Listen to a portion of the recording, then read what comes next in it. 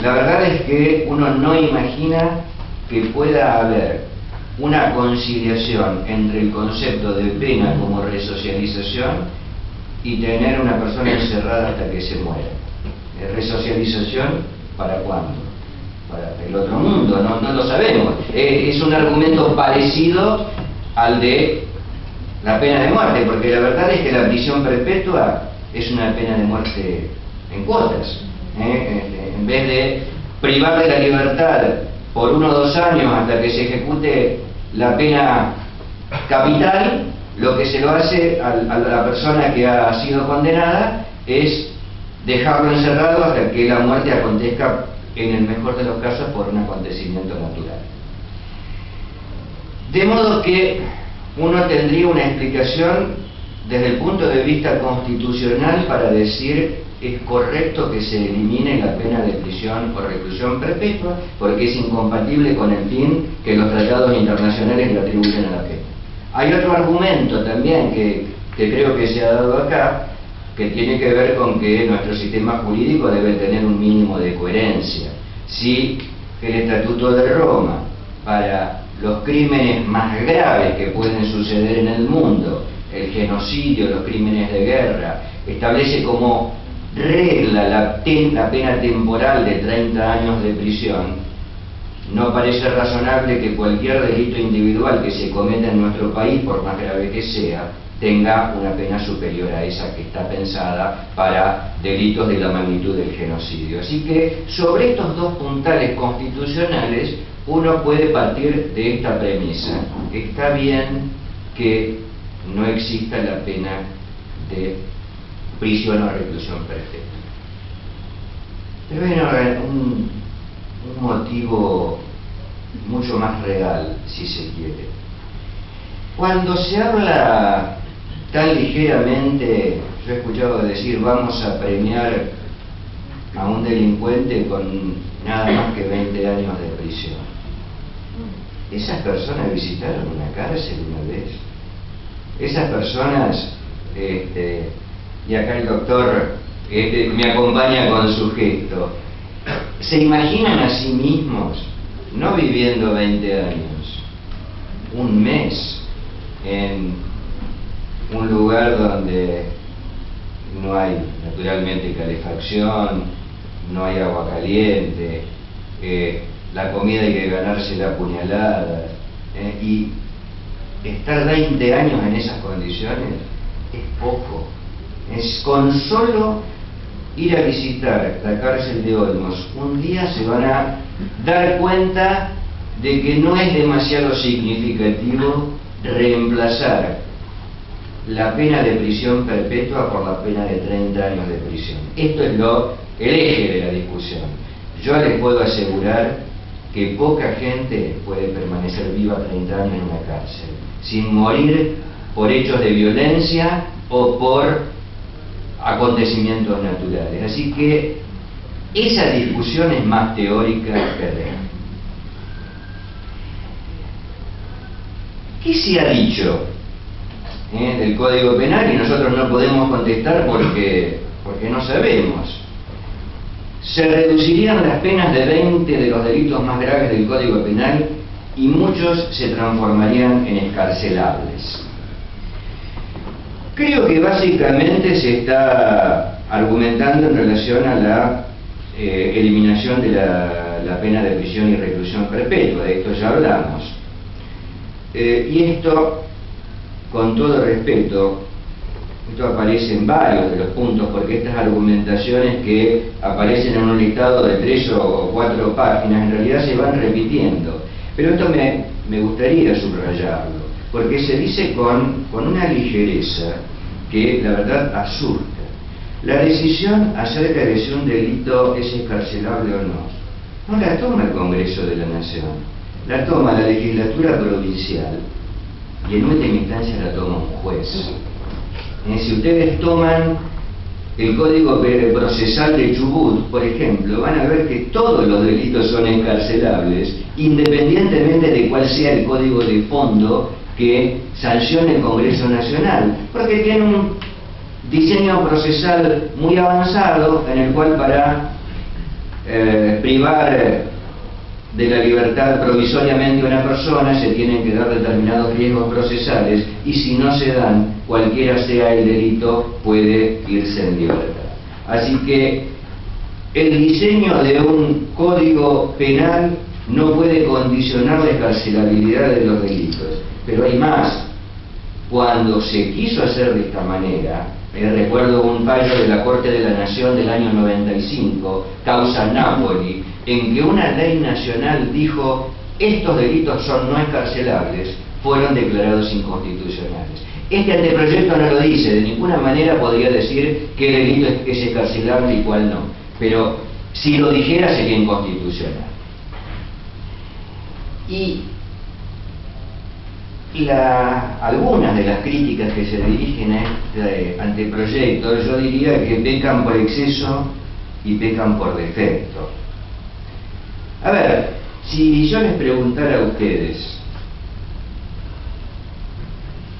¿alguno de ustedes teme perder la vida o que un familiar pueda perder la vida en la calle? Sí. ¿Por qué motivo? Por múltiples motivos. ¿A cuál le tenés más miedo? Bueno, que uno asocia rápidamente el que tiene que ver con la inseguridad. Está bien, que venga alguien que te quiera robar a vos, a tu papá, y te mate. Creo que más o menos todos coincidimos en eso. Yo no tengo la cifra exacta, pero en la ciudad de La Plata la relación entre homicidios por hechos de inseguridad y accidentes de tránsito debe ser 4-1. Es decir que yo no quiero venir con estadísticas, pero los números son duros. Hay muchas más posibilidades de muerte violenta en un accidente de tránsito, al menos en la ciudad de La Plata, que en un hecho de inseguridad.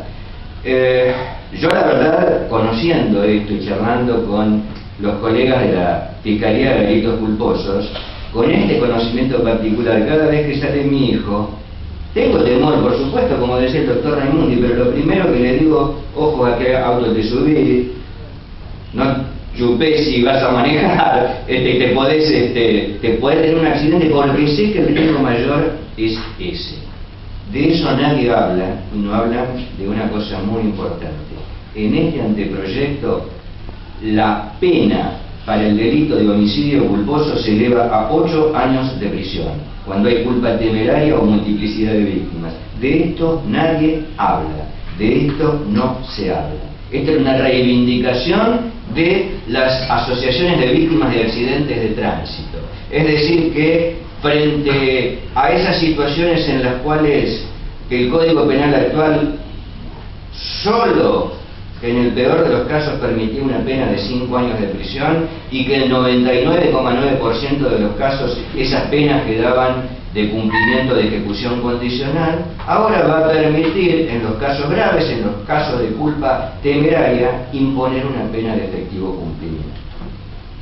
No se dice tampoco, por ejemplo, que mientras el Código Penal actual en muchísimos delitos, hurto, robo, estafa, prevé una pena de un mínimo de 1 mes de prisión, este código nuevo arranca con 6 meses. Así que, ojo con eso de que esto va a ser un jubileo y que va a haber una rebaja indiscriminada de las penas. Por lo pronto, el mínimo a imponerse va a ser de 6 meses. Se eliminaría la reincidencia. Esta es otra de las discusiones capitales. Se eliminaría la reincidencia. Robar 1 o 100 veces sería lo mismo según el nuevo código. Esto lo saqué de la página de internet, no es que yo estoy distorsionando el argumento del adversario para poder atacarlo mejor. Esto se dice. Bueno, ¿es cierto esto? Acá hay 2 afirmaciones. Una, ¿se elimina la reincidencia? Sí. La institución de la reincidencia que existe en el artículo 50 del Código Penal desaparece. Lo que debemos preguntarnos es ¿qué efecto tiene la reincidencia? ¿Es este que se señala acá, que robar 1 o 100 veces era lo mismo? No. El efecto que tiene la reincidencia en la actualidad es prácticamente uno solo, que es evitar que una persona que ha sido declarada reincidente pueda obtener la libertad condicional. Ese es el más importante. Había otros, ustedes recuerdan la reclusión por tiempo indeterminado al multireincidente, pero eso ha sido declarado inconstitucional por la Corte de la Nación. Y en relación a este tema de no dar la libertad condicional a los reincidentes, ustedes saben que es un tema muy debatido y que hay tribunales muy importantes que han declarado la inconstitucionalidad del artículo 14 del Código Penal que impide otorgar la libertad condicional a los reincidentes. Y el último pronunciamiento de la Corte, que se invoca como un triunfo del artículo 14, en realidad lo que ha hecho la Corte es no tratar la cuestión, no es que se ha pronunciado sobre la validez constitucional de la prohibición de libertad condicional a los reincidentes. Así que este efecto es el único que se eliminaría. Pero bajo ningún punto de vista es cierto que robar 1 o 100 veces es lo mismo. ¿Por qué? Bueno, primero y fundamental, las reglas del concurso real no se alteran.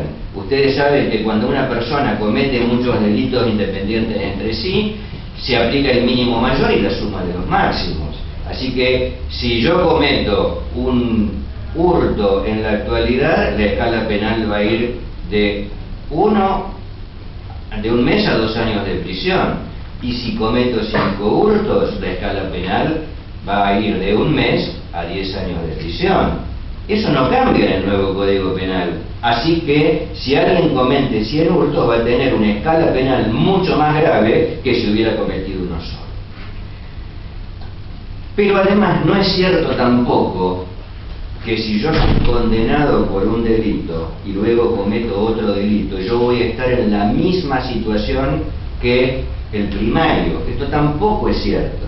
Si bien desaparece la reincidencia, en el Código Penal proyectado aparecen una serie de beneficios que se le conceden a aquellos condenados por primera vez y no se le conceden a quienes ya han sufrido una condena o una alternativa a una pena de prisión. Por ejemplo, una de las posibilidades que otorga al juez el anteproyecto es reemplazar la pena de prisión por alguna alternativa, que puede ser arresto domiciliario, puede ser trabajo comunitario, puede ser prohibición de acercarse a determinado lugar, más o menos las condiciones que hoy están vigentes o para conceder una probation o para conceder una condena de ejecución condicional o una libertad condicional. Ahora bien, solo se puede acceder a ese beneficio si durante los 5 años anteriores no tuve una condena o una alternativa. Así que no da lo mismo tener un prontuario limpio que un prontuario cargado. No es cierto, esto es falso. Y hay, digamos, pronósticos sencillamente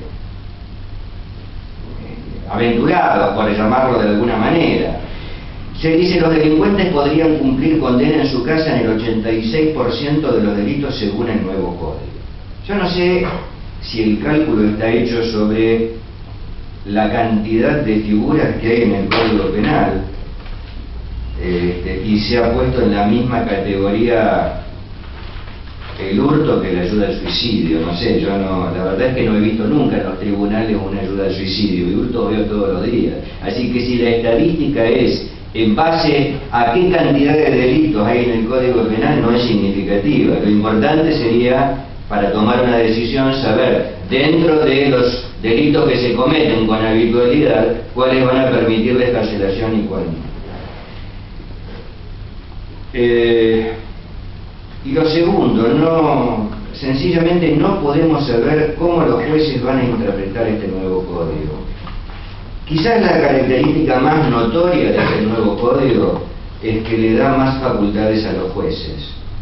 Algunos mínimos bajan y por lo tanto les da la posibilidad de mayor flexibilidad. todas estas alternativas no son automáticas, las tienen que conceder los jueces, sobre todo en función de un pronóstico que tiene que ver con qué actitud demuestra el penado en el caso de otorgar una libertad anticipada frente al respeto a las normas. Así que decir que el 86% de los delitos se van a cumplir en la casa no tiene la menor base de sustentación en datos empíricos. No sabemos qué va a suceder. Intuyo que no, pero no lo podemos decir. Más aventurado todavía, de aprobarse el nuevo Código Penal, 17.000 delincuentes que hoy están presos podrían salir a la calle. 17.000, no 16.000 ni 18. ¿Cómo se llega a esta cifra? No tengo la menor idea. Realmente esto no se puede debatir porque es una afirmación sin posibilidad de contraste. El nuevo código es un premio para los delincuentes.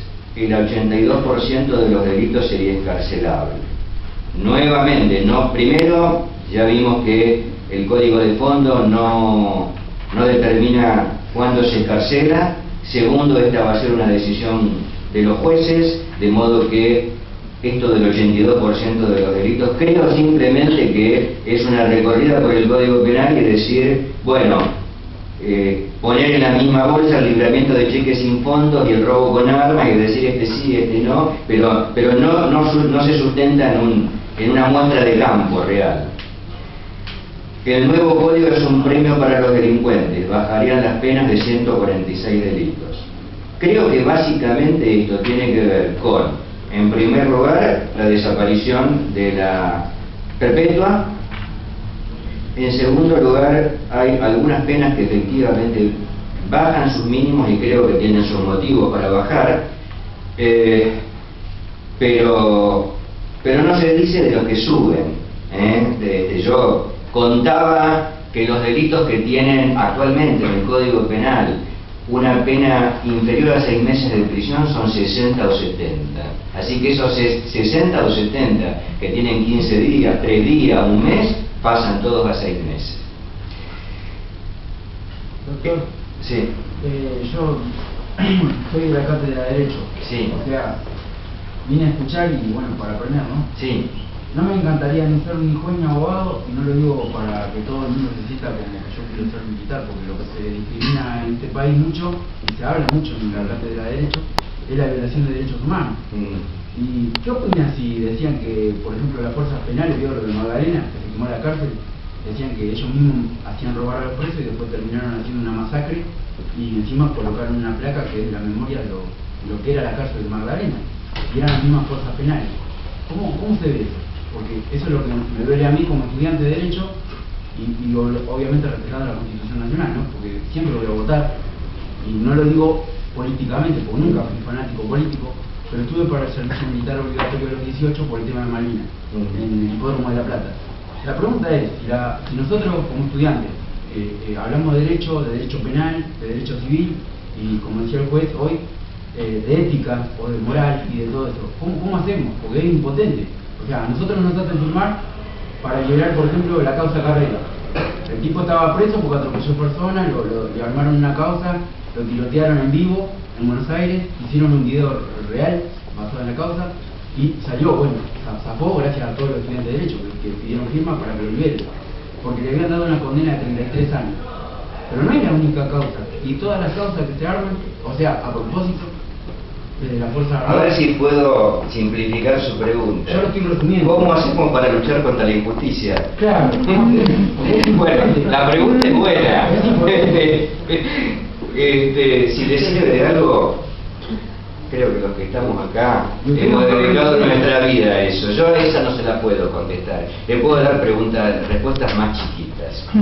¿Qué podemos hacer para que no exista una sola voz en todo esto? Yo simplemente veo sinceramente algunas caras de sorpresa con algunas cosas que estamos descubriendo del código. Yo se las estoy transmitiendo porque creo que quienes critican este anteproyecto con algunos de estos argumentos, y lo decía en la antesala, más allá del juicio ético, político que puedan merecer, hay que reconocerles que han tenido una viveza criolla importante. Digamos, esto de primerear con esta argumentación cuando era un tema que no estaba en agenda, y salir tan fuertemente en un tema tan sensible, evidentemente ha aprendido en la población. Entonces, me parece que lo que hay que hacer es dar esta discusión en términos calmados. Yo no creo que se pueda discutir esto a los gritos. Yo no creo que se pueda discutir esto, como decía el doctor, con la madre de un chiquito que han matado recientemente. Porque si yo a esa mujer le voy con las estadísticas, me mata. Para esa mujer, el homicidio fue el 100%. Entonces, a esas personas debemos respetarlas, pero realmente deberíamos tratar esta cuestión de la seguridad, que es tremenda y nuestra población legítimamente está preocupada, como si habláramos de ver, bueno, cómo encaramos esta epidemia. Los médicos no se agarran a los gritos para decir, aplica un antibiótico, que sí, no, serenamente, a pesar del enojo de los familiares, prueban, ensayan. Yo la sensación que tengo es que quizás algunos de ustedes son muy jóvenes, otros quizás se acuerden, esto de aumentar las penas para combatir la inseguridad, y en esto acudo nuevamente al ejemplo de los médicos, es algo así como la crotoxina. ¿Se acuerdan de la crotoxina? Era una droga que apareció hace unos 20 años y que era una droga mágica para combatir el cáncer. Tanto se había instalado esta idea en la población que se interponían recursos de amparo y los jueces concedían la medida cautelar y les permitían a los pacientes reunirse con esta droga mágica. Los médicos decían, esto es un disparate, pero hasta que no se comprobó que efectivamente era un disparate, la gente se aferraba a este remedio mágico. Yo creo que con esto del aumento de las penas pasa lo mismo. La gente desea que el problema de la inseguridad sea algo pasible de ser resuelto rápidamente. Y en función de esto compra esta idea. Por eso, ¿qué podemos hacer? Y dar el debate en estos términos. Dar el debate en estos términos, dar estos argumentos. Y hay otros que son muy importantes. Porque recién el doctor Raimundi decía, bueno, aún con el Código Penal actual, la gente se queja y dice que hay inseguridad y que esto es una puerta giratoria. Bueno, entonces lo que hay que argumentar es esto, miren, mucho más no se puede hacer. ¿Y por qué no se puede hacer? Porque no hay lugar para meter gente presa, no hay más lugar. Hace unos meses en la provincia de Buenos Aires teníamos 29.000 detenidos, con las últimas cambios, sobre todo de personas en el Ministerio de Seguridad, estamos casi en 34.000. Un éxito que creíamos que era definitivo, de vaciar las comisarías de nuestra ciudad de detenidos, ya hemos retrocedido. Visiten las comisarías, hay 18, 15, 10 detenidos en comisarías que hace 4 años que no funcionan para alojar detenidos, con agentes de policía que no saben cómo cuidar detenidos. Es decir, que acá hay un límite físico a esto de aumentar las penas. No hay lugar, no hay más lugar, y no hay presupuesto, porque se imaginan lo que significaría con las dificultades presupuestarias que tiene la provincia de Buenos Aires. Significaría, bueno, vamos a aumentar al doble la capacidad de las cárceles, porque esto es lo que significaría decir más penas y menos excarcelación. Entonces hay que dar el argumento en estos términos. Miren, si no hacemos un uso racional del encierro, ya no por convicción, hagámoslo aunque sea por necesidad. No entra más gente, y lo que va a suceder es que si no seleccionamos a aquellos que vamos a encarcelar, la selección va a ser irracional. Va a ser, no detenemos a nadie más. Esto, por ejemplo, es lo que sucede en La Plata con las contravenciones, no hay contraventores detenidos. Se derogó, de hecho, el código contravencional. ¿Por qué? Porque no hay donde meterlos. Y esto puede llegar a suceder si seguimos incrementando a través de políticas de seguridad del encierro sin el consecuente aumento de los lugares de alojamiento. ¿Tenemos pocos presos? No, no tenemos pocos presos. Tenemos los índices de prisionización de la provincia de Buenos Aires son aproximadamente 200 personas cada 100.000 habitantes. Son índices similares a los de México, son índices similares a los de Colombia, que son los países que se nos muestran como modelo. En definitiva, y para finalizar en este punto, yo diría, esto creo que lo ha dicho Zaffaroni, tenemos dos modelos opuestos para resolver el problema de la seguridad, que tienen que ver con cuánta gente queremos tener detenida. Ustedes habrán leído, y con cierta envidia, en Suecia se están cerrando cárceles porque están en desuso. En Suecia el índice de prisionización es 60 personas cada 100.000 habitantes.